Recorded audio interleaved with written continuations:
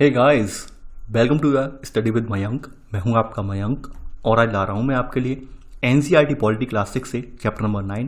देखिए यहाँ पर आज हम देखेंगे कि शहरी क्षेत्र में आजीविका के कौन कौन से साधन होते हैं और कैसे शहरी लोग जो है अपनी आजीविका का सृजन करते हैं। तो वो बातें हम इस अध्याय के तहत देखेंगे। तो चलिए स्टार्ट करते हैं आज का वीडियो। देखते हैं मैं क्या क्या डिस्कस करना है यहाँ पर। तो चलिए स्टार्ट करते हैं। देखिए कल आपने देखा था ग्रामीण क्षेत्र में कि ग्रामीण क्षेत्र में आजीविका के यहाँ पर आपने प्राथमिक, द्वितीयक और तृतीयक सेक्टरों में यहाँ आपने गांव में जो पाया था प्राथमिक और तृतीयक सेक्टर यहाँ पर थे, ठीक है।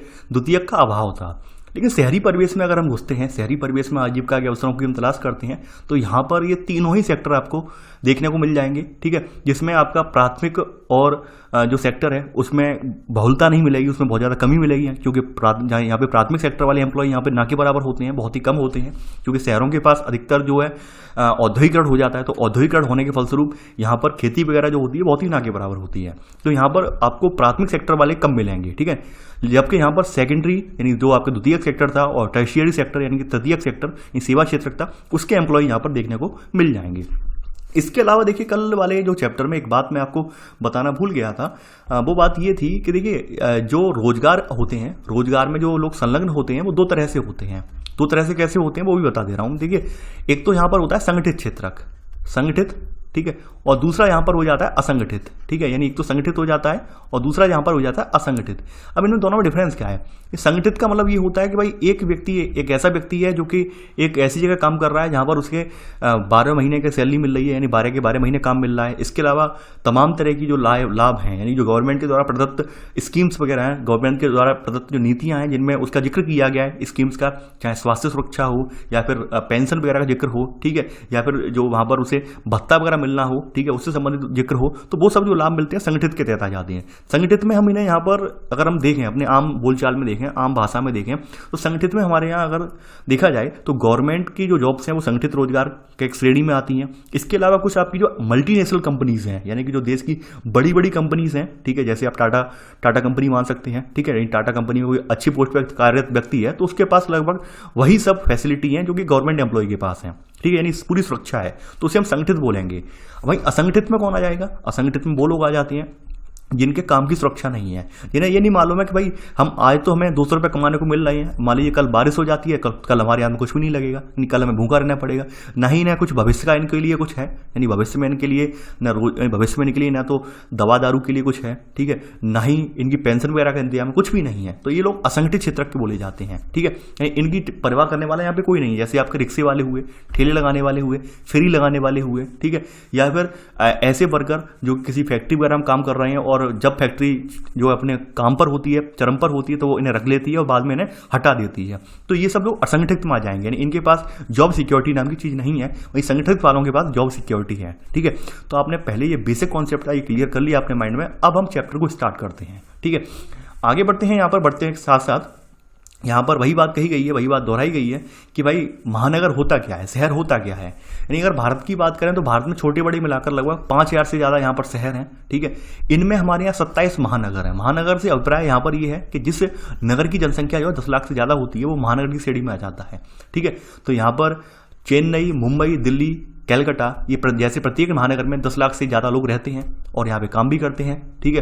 तो ऐसे करके आपके सामने पहला पॉइंट यही है कि हमारे देश में अगर देखा जाए तो जो 27 जो हैं वो मेट्रोपॉलिटन सिटीज़ हैं, यानी महानगर हैं, ठीक है। तो आपने यहाँ पर देख लिया। अब देखिए यहाँ भी चैप्टर की जो पृष्ठभूमि है उसी तरह स्टार्ट होती है जिस तरह से आपने पिछले वाले चैप्टर जो पढ़े हैं उन सब की स्टार्ट होती है, यानी कहानी के रूप में। वही कहानी का रूप यहाँ पर भी है, ठीक है। यानी सबसे पहले बात होती है सड़कों पे काम करने वाले। इस शहरी परिवेश में आपको कैसे कैसे लोग मिलेंगे वो यहाँ पे जिक्र किया गया है कि सबसे पहले यहाँ पर आपको देखेंगे कि शहरी परिवेश में आपको कुछ लोग सड़कों पर काम करने वाले मिल जाएंगे, ठीक है। वो लोग कौन होते हैं?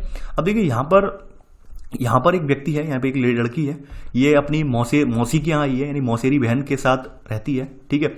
और यहाँ पर यानी कि कहा गया है, यानी गिनी चुनी बारी आई है, बहुत बड़ा शहर है। एक बार जब ये यहाँ आई तो इसकी जो मौसेरी बहन है, यानी मौसेरी बहन का मतलब होता है मौसी की लड़की, ठीक है।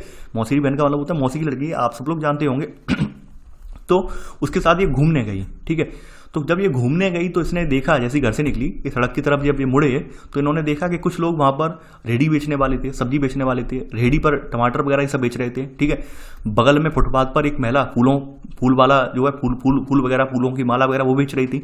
दूसरी तरफ पटरी पर एक व्यक्ति अखबार बेच रहा था, उसके चारों ओर काफ़ी सारे लोग यानी कि वहाँ पर जो यानी कि कहते नहीं है झुरमुट लगाए खड़े थे एकदम अखबार पढ़ने के लिए। ठीक है, और कुछ वहाँ पर उन्होंने देखा कि ऑटो रिक्शा वाला स्कूल जो है और स्कूल का ऑटो रिक्शा है वो बच्चों को ठसाठस ले जा रहा है वहाँ से। ठीक है, एक मोची जो है यहाँ पर अपने टिन का बक्सा रख रहा है फुटपाथ पर, एक नाई जो है अपना जो है काम शुरू कर चुका है, उसके पास एक ग्राहक भी बैठा है। ठीक है, तो ऐसे करके इन्होंने देखा कि ये सब लोग कहाँ क्या कर रहे हैं, ये भाई रेहड़ी लगा रहे हैं किस पर, सड़क किनारे। ठीक है, यानी इनके पास ना तो इनकी कोई प्रॉपर दुकान है, ठीक है, ना ही इनकी बैठने की कोई प्रॉपर जगह है।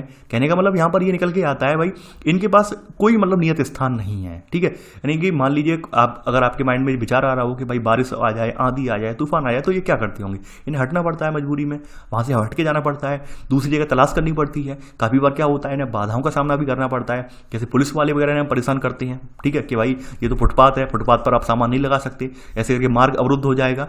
इस तरह की परेशानियों का भी सामना इन्हें करना पड़ता है। ठीक है, तो ये सब चीजें यहाँ पर वही सब चीजें लिखी हुई हैं। ठीक है, यानी कि ये यहाँ पर इसी तरह इन्हें रोज दिक्कतों का सामना करना पड़ता है। ठीक है, अब देखिए यहाँ पर एक कहानी है, बच्चू मांझी एक रिक्शा वाला है। ठीक है, यानी एक रिक्शे वाले की यहाँ पर कहानी आई है कि ये कहाँ से है, ये बिहार का रहने वाला है। वहाँ पर एक मिस्त्री का काम करता था, वहाँ पर इसके बीवी और 3 बच्चे थे, लेकिन वहाँ पर चूंकि जमीन तो थी नहीं इसके पास। ठीक है, और मिस्त्रीगिरी का काम भी साल के 12 महीने नहीं रहता है।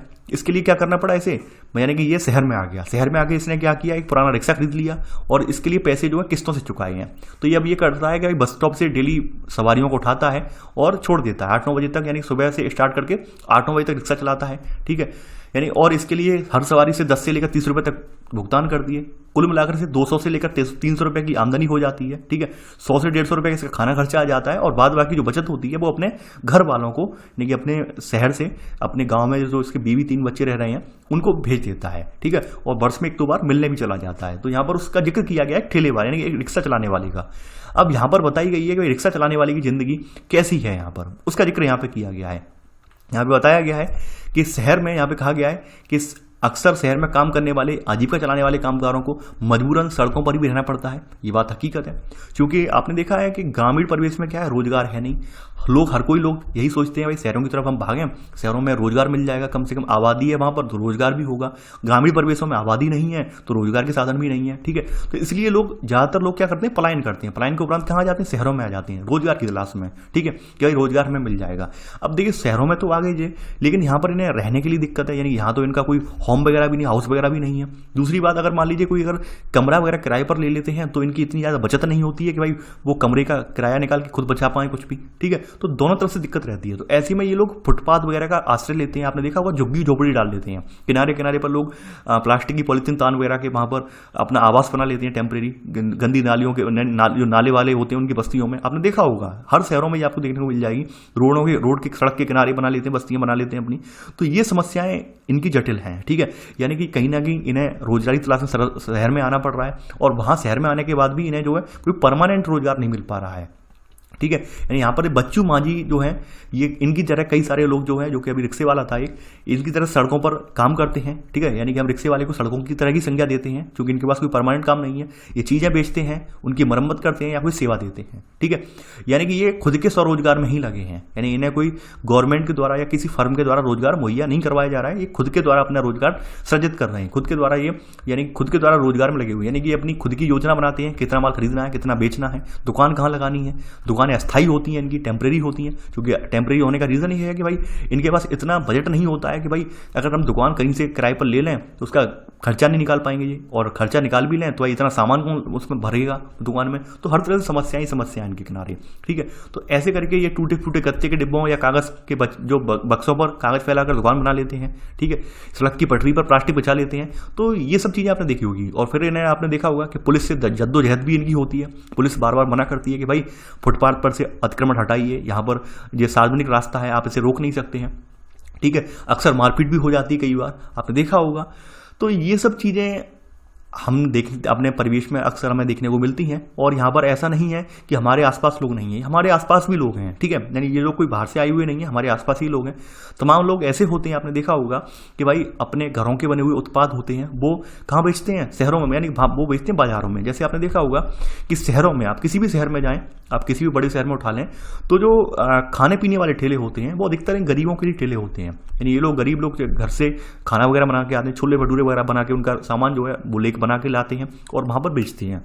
रीजन ये है, इन्हें खरीदने के लिए लोग क्यों आकर्षित होते हैं, क्योंकि शहरों में भी एक कहीं ना कहीं दबाव तो होता ही होता है, क्योंकि आमदनी इतनी ज़्यादा है नहीं। अब लोगों को कम खर्चे में, यानी कि खाना भी पड़ता है, कम खर्चे में पेट भी बुझाना है, माँ पेट की आग भी बुझानी है, तो इसलिए मजबूरी में लोग इनसे पर खाना खाते हैं। और ऐसे करके क्या होता है कि भाई इनका भी खर्चा चलता है और लोगों का भी काम चलता है। यानी आपने देखा होगा हर शहर में, हर कोई भी शहर चले जाओ आप, भारत का ऐसा कोई शहर नहीं है जहाँ पर रेहड़ी वाले लोग आपको नहीं मिलेंगे, हर जगह मिलेंगे, ठीक है। क्योंकि हमारे यहाँ इतना अच्छा नियोजन है ही नहीं, तो हमारे यहाँ हर जगह रेहड़ी वाले मिलेंगे। और रीजन ये है रेहड़ी वाले मिलने का, भाई उन्हें भी अपनी आजीविका चलानी है, और हम जैसे जो मध्यम वर्गीय परिवार वाले लोग हैं हमें भी भोजन करना है, ठीक है। यानी हम लोग इतना प्रीफर नहीं कर सकते हैं कि भाई अच्छे खासे हाई क्लास रेस्टोरेंट में बैठ के खा लें, तो मजबूरी है हमारी, ठीक है। तो यानी दोनों लोगों का आदान प्रदान हो रहा है, यहाँ पे कहने का मतलब ये निकल के आया है, ठीक है। अब आगे बढ़ते हैं। यहाँ पर अहमदाबाद का जिक्र किया गया है। देखिए यहाँ पर कहा गया, अहमदाबाद के सर्वेक्षण में ये पाया गया कि काम करने वालों में से 12% लोग सड़कों पर ही काम कर रहे थे। यानी अहमदाबाद गुजरात का शहर है, वहाँ का जब सर्वेक्षण हुआ तो यहाँ पर ये पाया गया कि लगभग 12% लोग शहर में जो थे कामगार, वो सड़कों पर रेहड़ी लगाने वाले हों, रिक्शे खींचने वाले हों, ठीक है, या फिर ठेला लगाने वाले हों, या फुटपाथ पर फूल माला बेचने वाले हों, अखबार बेचने वाले हों, ऐसे करके 12% श्रमिक जो थे, कार्यरत श्रमिक जो थे, स्वरोजगार में संलग्न श्रमिक जो थे, वो 12% थे पूरे शहर में, ठीक है। तो ये हमारे लिए गंभीर चुनौती बना हुआ है, गंभीर समस्या बना हुआ है, क्योंकि आप सभी ने देखा होगा, आपने सुना भी होगा कि भाई शहरों में जनसंख्या होती है तो वहाँ पे रोजगार भी है, ठीक है। तो इसलिए लोग इस आस में शहर की ओर निकल पड़ते हैं। अब शहर में निकल तो पड़े, लेकिन उनके पास ना तो कोई रहने के लिए आवास है, ना ही उन्हें ये मालूम है कि कैसे हमें बेसिक फैसिलिटी हमें मिलेंगी, ठीक है, और हम उनका खर्चा कैसे उठाएंगे उन्हें कुछ भी नहीं मालूम है, ठीक है। तो इसलिए इन्हें इस तरह की जो है चीज़ें करनी पड़ती हैं। तो यहाँ पर कहा गया है कि बाद में कुछ संस्थाएं भी हैं वो इनके लिए प्रयास कर रही हैं, यानी इनके कमाने वगैरह के अधिकार को सुनिश्चित करने के लिए प्रयास कर रही हैं। जैसे आपने देखा होगा कि भाई बार बार इनकी पुलिस से झड़प हो रही है, यानी पुलिस वाले कह रहे हैं भाई फुटपाथ खाली करो, सार्वजनिक रास्ता है, यहाँ पर आप अतिक्रमण क्यों फैला रखा है। तो बार बार इन बेचारों को अपनी आजीविका से हटना पड़ता है, मारपीट भी होती है इनके साथ, ठीक है, मार भी खानी पड़ती है। तो बाद में यहाँ पे कुछ सुझाव ऐसे दिए गए हैं, जो कई सारी संस्थाएं, NGOs वगैरह हैं, गवर्नमेंट की संस्थाएं हैं, उन्हें सुझाव दिए गए हैं कि इनके लिए कुछ स्थान नियत कर दिए जाए शहर में, ठीक है। आपने सुना होगा, जैसे आपने सुना होगा बुद्ध की हाट, ठीक है, मंगल बाजार, शनि बाजार, ठीक है। तो ऐसे करके बाजारों के नाम सुने होंगे जहां पर लोग फुटपाथ पर सामान अपना बेचते हैं, वो उसी के लिए फेमस होते हैं। यानी आपने सुना होगा हर शहर में बाजार लगते हैं इस तरह के, यानी बुद्ध हाट, ठीक है, मंगल बाजार या शनि बाजार, या इस तरह के जो बाजार हैं संडे मार्केट के नाम से, ठीक है, जहां पर लोग फुटपाथ पर अपना सामान बेचते हैं। तो सरकार ने खुद इन्हें प्रमोट कर दी। प्रमोट इसलिए करती है भाई ये भी देश के नागरिक हैं, इन्हें भी अपनी यानी कि हम रोजी रोटी कमाने का इन्हें भी अधिकार है, तो क्यों ना इन्हें सिस्टमेटिक के ढंग में इन्हें जो है नियोजित कर दिया जाए। सिस्टमेटिक ढंग में नियोजित कर दिया जाएगा तो ये होगा कि भाई ये लोग अपनी आजीविका कमा लेंगे।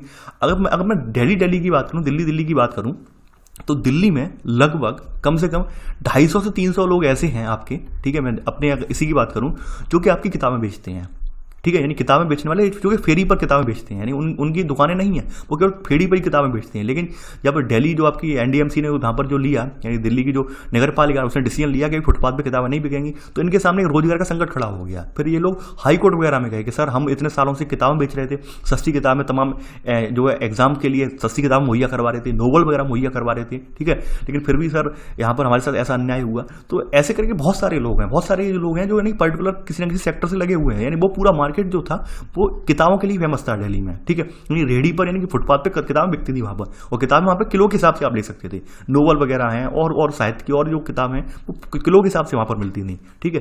तो इन सब लोगों की समस्या का समाधान के लिए सरकार ने तमाम सारे प्रयास किए हैं, ठीक है। तो ये तो शहरों में आपने एक वर्ग देख लिया, कौन सा, फुटपाथ पर रहने वाला, फुटपाथ पर सड़कों पर काम करने वाला। दूसरा वर्ग यहाँ पर ये है बाजार में, ठीक है, यानी कि अब जो महिला है वो अपनी मौसी की लड़की के साथ एक बाजार में घुस जाती है, ठीक है। तो बाजार में आपने देखती है वहां पर मिठाई की दुकानें, खिलौने की दुकानें, कपड़े चप्पल बर्तन, यानी सभी तरह की दुकानें हैं, ठीक है। इनकी जो मौसेरी बहन है उनकी दाढ़ में दर्द था, यानी दांतों की जो दाढ़ होती है उसमें दर्द था, तो डॉक्टर के पास गए, डॉक्टर ने वो भी देखा। ठीक है, तो ऐसे करके ये अपना एक अनुभव बताते हैं, अनुभव साझा किया गया है। ठीक है, डॉक्टर के यहाँ से आने के बाद ये शोरूम में गए, शोरूम से सिले सिलाई इन्होंने कपड़े खरीदे। शोरूम 3 मंजिला था और हर तीसरी मंजिल पर वहाँ पहुंचे जहाँ पर लड़कियों के ही कपड़े केवल मिल रहे थे। तो इन्होंने बाजार का हाल बताया। अब बाजार के हाल में आप देख रहे हैं बड़ी दुकानें कुछ हैं और कुछ छोटी दुकानें हैं। ठीक है, बड़ी दुकान में यहाँ पे बताएगा हरप्रीत का जिक्र किया गया, यानी पहले इनके पापा और चाचा एक छोटी सी दुकान पर काम करते थे। ठीक है, और इतवार को यहाँ पर बताया है, तो यहाँ पर इतवार को या त्योहारों के समय में ये और इनकी माँ उनकी मदद करते थे। ठीक है, तो ऐसे करके यहाँ पर इनका आगे खर्चा चल रहा था। अब क्या है, अब मेरी पत्नी वंदना और मैं ये शोरूम चलाते हैं। तो ऐसे करके बताया गया है कि भाई कुछ सालों बाद क्या किया कि कुछ सालों बाद इन्होंने आगे चलकर एक बड़ा सा शोरूम बना लिया। तो ऐसे करके यहाँ पे आपने देखा होगा कि लोग अपने पैसे का रूटीन चलाते हैं, सर्किल बनाते हैं। यानी हमारे पास आज 100 रुपये का लाभ हो गया तो हम सोचेंगे भाई 100 रुपये को मैं कहाँ लगाना है, फिर हम देखेंगे भाई अगले दिन हम 110 का लाभ हो गया, 100 रुपये लगा के 10 रुपये और बच गए, 110 का हमारे बजट हो गया, 110 लगा के 120 का हो जाएगा। तो ऐसे करके हर कोई व्यक्ति अपनी अपनी आजीविका बढ़ाने के लिए निरंतर प्रयासरत रहता है, ये बात आप अच्छे से जानते हैं। ठीक है, तो वही सब यहाँ पर जिक्र किया गया है, कुछ भी नया नहीं है, वही सब चीजें हैं, वो सब चीजें जो आपके आम परिवेश में है, वही सब चीजें यहाँ पर कही गई हैं। ठीक है, यानी कि यहाँ पर बाजारों में बहुत सारे लोग ऐसे हैं जिनके पास बड़ी बड़ी दुकानें हैं शोरूम टाइप में, और बहुत सारे लोग ऐसे हैं जिनके पास छोटी छोटी दुकानें हैं। ठीक है, यानी कि ये पक्की दुकानें जो होती हैं इनके पास नगर निगम से व्यापार करने के लिए लाइसेंस होता है। ठीक है, और नगर निगम यहाँ पर इन्हें बताता है कि सप्ताह के कौन से दिन बाजार बंद रहेगा, बाजार खुलेगा। तो ये जो नगर निगम की जिम्मेदारी होती है, नगर निगम इन्हें जो है सर्टिफिकेशन करता है कि भाई, सर्टिफिकेट इसलिए देता है कि भाई बताता है कि भाई कब दुकान बंद रखनी है।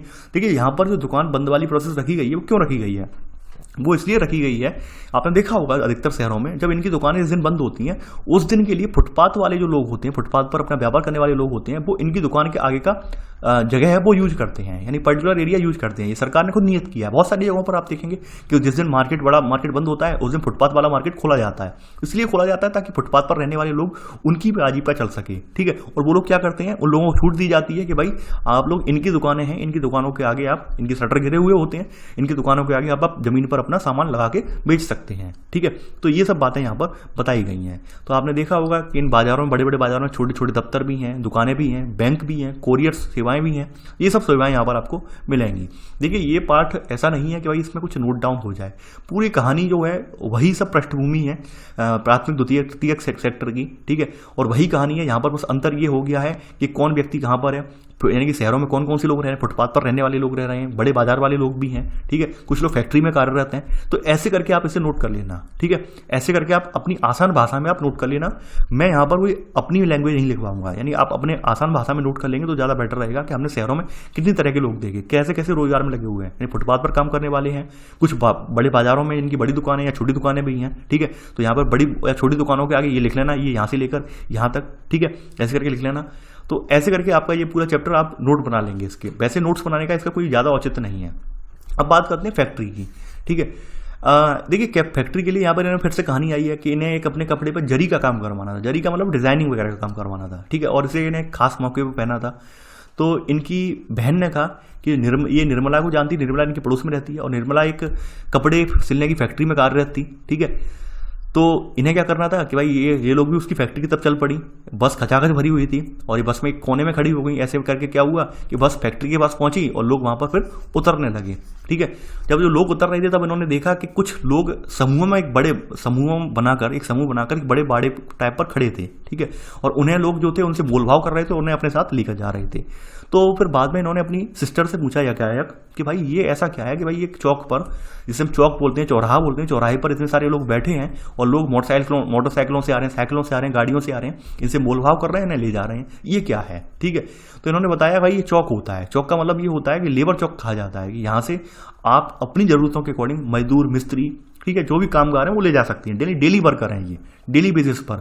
आप देखते होंगे कि दिल्ली वगैरह में, बड़े बड़े शहरों में हर जगह चौक लगता है, क्योंकि वहाँ पर आपके यहाँ की तरह नहीं है कि भाई मजदूरों के आपका नंबर हो या आपके आस पड़ोस में रहने वाले मजदूर हों तो आपने बुला लाए, काम करवा लिया। वहाँ पर आपको चौक पर ही जाना पड़ता है। चौक पर आपको ऑल टाइम ये लोग मिल जाएंगे। ठीक है, ऑल टाइम आपको ये मजदूर मिल जाएंगे जिन्हें आप तोल मोल, यानी कि आपका भाव करके आप इन्हें ला सकते हैं इनसे काम करवा के इन्हें पैसे दीजिए और ये जा सकते हैं। ठीक है, तो आपको ये बात भी समझ में आएगी शहरों में एक वर्ग ऐसा भी है जो अपने काम की तलाश के लिए इस तरह से लेबर चौक वगैरह भी खड़ा रहता है। ठीक है, इनके पास कोई काम नहीं है, लेबर चौक वगैरह खड़े रहते हैं। अब मान लीजिए किसी दिन तो इन्हें कोई वर्कर बुला ले गया, किसी दिन तो कोई इन्हें बुला ले गया मालिक काम करवाने के लिए, किसी दिन इनके पास रोजगार है ही नहीं, तो कहीं ना कहीं बेरोजगार तो है ही है, संगठित तो है नहीं है, असंगठित सेक्टर में आ रहे हैं। यानी ये भी संगठित सेक्टर में नहीं आ रहे हैं, असंगठित में आ रहे हैं। यानी रोजगार कभी है कभी नहीं है, कभी खाने को मिल जाएगा कभी नहीं मिलेगा, एक गंभीर समस्या है ही है इनके लिए। ठीक है, तो ये सब चीजें आपको देखने को मिलेंगी शहरों में। ठीक है, तो वही बात यहाँ पर कही गई है। तो यहाँ पर कहा गया कि इन्हें हमेशा काम नहीं मिलता है, ऐसे हजारों अनियमित मजदूर शहर में हैं। ठीक है, अब इसके अलावा फैक्ट्री में जब इनकी एंट्री होती है, फैक्ट्री में पहुंच जाती हैं ये लेडीज हैं। ठीक है, तो ये देखती हैं वहाँ पर हर व्यक्ति एक एक मशीन पे लगा हुआ है, हर अलग अलग डिपार्टमेंट भी बना हुआ है हर काम के लिए। ठीक है, यानी एक एक व्यक्ति जो है मशीनों पर लगा हुआ है, सिलाई मशीन पर लगा हुआ है, हर कमरे में ऐसी बहुत सारी मशीनें थी और हर जगह अपने अपने डिपार्टमेंट बना दिए गए हैं। ठीक है, अब देखिए निर्मला जो इनकी सहेली है वो क्या कर रही है, वो एक एक्सपोर्ट कंपनी में है, यानी निर्यातक कंपनी में। यानी वहां से क्या होता है, कपड़ा बनता है और बाहर विदेशों में भेजा जाता है। ठीक है, यानी अमेरिका, इंग्लैंड, नीदरलैंड, इस विदेशों में भेजा जाता है कपड़ा। इसकी टाइमिंग जो है फैक्ट्री की, वह 9 बजे से लेकर सुबह काम शुरू करती है और रात 10 बजे तक ही काम निपट पाता है। यानी लगभग 12 घंटे मान सकते हैं, 12 से 13 घंटे की टाइमिंग है ये।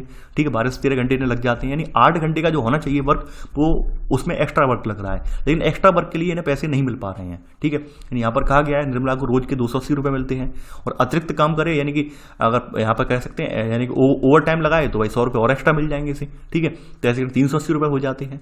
और इसके अलावा क्या होता है, कभी कभी सीजन ऑफ हो जाता है, यानी कि कभी कभी क्या होता है कि भाई कपड़ों की डिमांड कम होती है तो इन्हें फैक्ट्री में से निकाल दिया जाता है, तो उस टाइम पे ये बेरोजगार हो जाते हैं 4-6 महीने के लिए।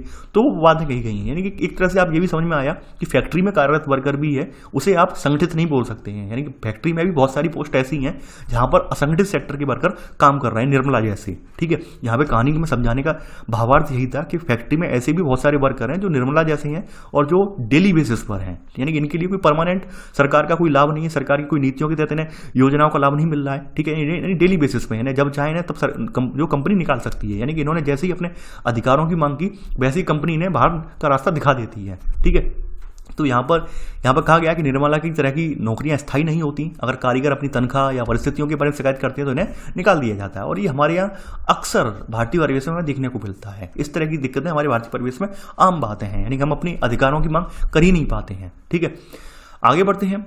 अब देखिए यहाँ पर कुछ बिजली वगैरह की पावर लूम वगैरह होते हैं। ठीक है, वहाँ पर तो डे नाइट की शिफ्ट लगती है 12-12 घंटे की, वो भी बताया गया है यहाँ पर, और इन्हें कुछ ज़्यादा सुविधाएं नहीं मिलती हैं। ठीक है, तो ऐसे करके इन्होंने एक फैक्ट्री का वर्णन किया है। यानी फैक्ट्री में कार्यरत जो मजदूर हैं वो भी संगठित नहीं है, वो भी असंगठित में आ रहे हैं। ठीक है, अब बात करते हैं एक दफ्तर की।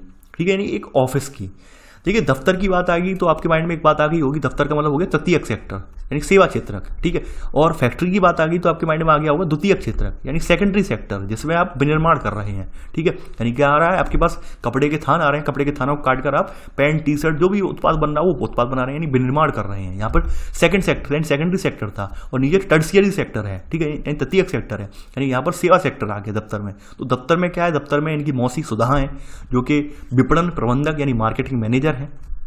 ठीक है, तो मार्केटिंग मैनेजर होने के साथ साथ तो यहाँ पर ये एक बिस्किट कंपनी में काम करती हैं और इनका रोल यही है, बिस्किट कंपनी में कार्यरत रोल इनका ये है कि भाई इन्हें इन्वेंट्री वगैरह है, यानी कि क्या क्या सेल हो रही है, कैसे सेल हो रही है, उनका निरीक्षण करना है, बड़े बड़े दुकानदारों के ऑर्डर लेने हैं, उनका भुगतान इकट्ठा करना है। ठीक है, तो ऐसे करके इन्होंने क्या किया कि पूरे शहर को 6 जोन में डिवाइड कर दिया, 6 भागों में डिवाइड कर दिया, ताकि लेन देन की आसानी हो, लोगों की लिस्ट बनाने में आसानी हो, क्रेता विक्रेता की। ठीक है, इसके अलावा इन्हें बताया गया कि मौसी को नियमित तनख्वाह भी मिलती है, बिस्कुट कंपनी स्थायी कर्मचारी है ये। ठीक है, और इनकी ये उम्मीद कर सकती हैं कि नौकरी इनकी लंबी समय तक रहेगी। बिल्कुल बात सही है। अब देखिए, इन्हें कुछ फायदे मिलते हैं इनकी स्थायी नौकरी के होने के।